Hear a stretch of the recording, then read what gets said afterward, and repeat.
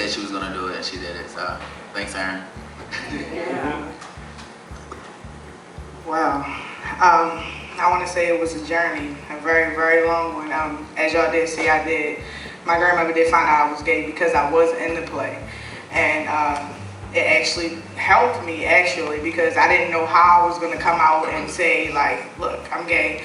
And there'll never be a guy that's going to come over here and take me out or take me to prom or any of that stuff. It was very interesting. It was very funny. It brought back a lot of memories because we actually were like a family, like she said in the play. On Saturdays, it was something that we looked forward to. And even afterwards, like after we would rehearse, we all went out, we hung out, we would go to Aaron's house. Like, we grew up together pretty much. So it was really good. I miss these guys like so much, and I did tell Ern it's too hot for me to come outside. My car ain't got no air, girl. I ain't going to do it. About I guess like 2 years after I had my son, he's sitting in the audience and he was just sitting there looking at it like, Mom, what you doing in there? But I still battle with my sexuality, but I love being gay. It's like the most, I don't know, but like inviting family you could ever meet. Like, they'll never let you down, ever. I must say, I miss all of you so much. Like, everything has changed, everything's grown up, everything is so different. And I'm so proud to see all of us kind of grow, and, you know, different things in life. I believe that on those Saturdays, it was just like fun. It was fun, it was a time for us to reflect on each other, it was a time for people to be around each other, and it was a time for us to kind of just, you know, release ourselves from daily, you know, accusations, daily family issues. And fortunately, I wasn't able to complete due to family issues. However, I still had it in my heart, and I still love these people so much. Like, this is like a reunion. Like, I haven't seen Ern in years, or Kalina in years. I seen you though. But like in years, like for us to actually all be together was okay. It's like sweating, I'm so Yeah, it's really an interesting experience seeing it all together. And yeah, it's nice to see all you guys. It's nice, I'm proud to see the work that you did, and you worked really, really hard. And it's nice to see that you guys have all outlasted storm or danger to discover truth. So that's, you know, what our ultimate goal was. And yeah, it's pretty hot. Good. We're going to open up for questions. Are any of you still doing theater? Are you still involved in theater?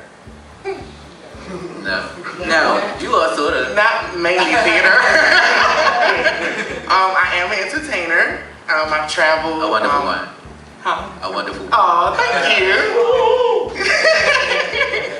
I've traveled internationally, London, did a couple things over in Brazil, so you know, I've done a lot of traveling, I must say, but I'm really, really happy. I think this actually kind of pumped, you know, that kind of fear out of me in order to kind of progress myself and be on stage, you know. How did you recruit this group, given that some of you weren't openly gay? There were 12 of us that completed it, and Kaleem and I making 14. And I would say probably 80% were from, you know, we knew them for almost 2 years beforehand. So we already had established a bond, but we did an open call. So we just had flyers that said, anybody, any youth from Baltimore that's aged, you know, 12 to 22 can be part of this, you know, and then just kind of whoever came and expressed interest and made that commitment. It's hard to get 15, 14 people to come together for one thing for, I mean, we almost were together for a year. So that's why I said it's really special that we could, you know, 8 years later that we could see each other. And I mean, I wish everyone could be here, but everybody's got so many different things going on in their lives. You know, you see yourself up there and who you are today, like what would you say, you know, to yourself or like any of you? Well, me personally, I was just, I mean, as you can see, I was myself. And that's basically, I would tell them, just be yourself. Don't let nobody tell you that what you're doing, how you living is wrong, because they don't know nothing. And that's basically all I would say, is just be yourself. I would tell anybody who went through anything that through God, you know, everything will pass. Like, just feelings and emotions, like people react, but as time goes on, it won't be the same, because love is a lot more stronger than fear itself. Okay.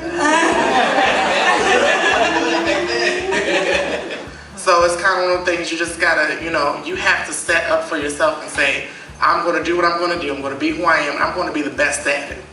And I did.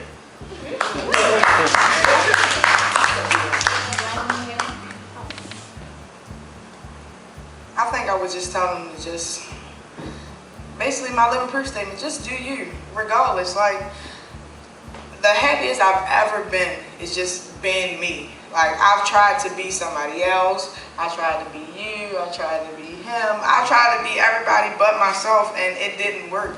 Just being me was the best thing I could ever do, and just having confidence in yourself and staying focused on what you want to do. Like, if no one else liked me, I really wouldn't care, because I'm happy with me, and I'm happy being me. Like, I wake up in the morning and I look at myself, and I'm happy looking at myself. I'm happy looking at everything that I see, and my life goes on. Well, I would say, man, Robert said, just be yourself for real, but it's a lot of things that I'm pretty sure we all went to that we're probably still dealing with today. I mean, like, especially with our families and our friends and people around us. Like, my family still to this day doesn't accept who I am, but I don't even say nothing to none of them. You just gotta be yourself. Watching this, it really, and I've been driving my partner crazy the last week or so, it's really hard to see this because I think about, the time that's passed by, and I also think about the fact that every single day I hear of, encounter, or do some kind of work related to young people who are disrespected in this city. And I think about the amount of respect we showed them, and they showed us, working and coming every single week. And I think about how many other young people in this city, gay or straight, need mentors and people who are going to be there and spend time and say, okay, you're sacrificing your Saturday, I'm sacrificing my Saturday. And I would love to live in a town and in a country that actually respected the lives of young people. And when I watch this, I see what could possibly be, and it gives me hope, but it also makes me realize and also continue to pay attention to the fact that we've got a long road ahead of us. It gets better, it doesn't do the trick. It doesn't get better for everybody. And we as adults, and you guys now as adults, we all, especially queer adults, we all have a responsibility to look behind us and lift up. So.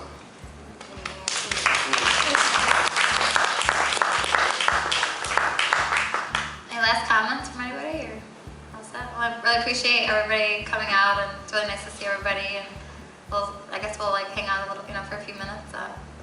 Buy a DVD. Buy a DVD. Yeah. DVD. Forget this. Thank you guys so much.